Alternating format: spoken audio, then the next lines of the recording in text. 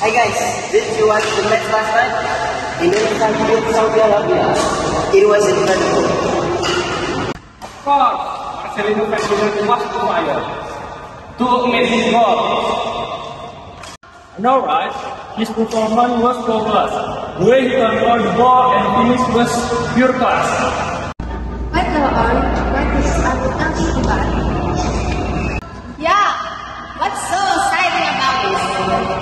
Don't even know who Marcelino is? Huh? Are you serious?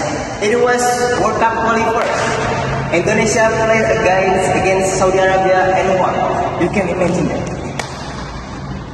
And Marcelino Ferdinand is a young star in Indonesian football. He scored both goal and secured our victory. The first goal was a brilliant goal, and the second was a cute counter-attack. Oh, that's so impressive. Does that Indonesia is qualified for the World Cup? Exactly. This win gives us a huge boost in the group stage.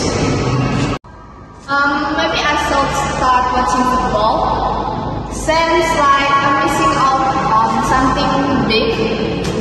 You definitely saw. Last night game was proof that Indonesia can shine in football. Alright, if there's another thing, let me know. Deal, and don't worry. Well, explain everything if you get confused. I will hold you there. But for now, congrats to Indonesia and Marcelino.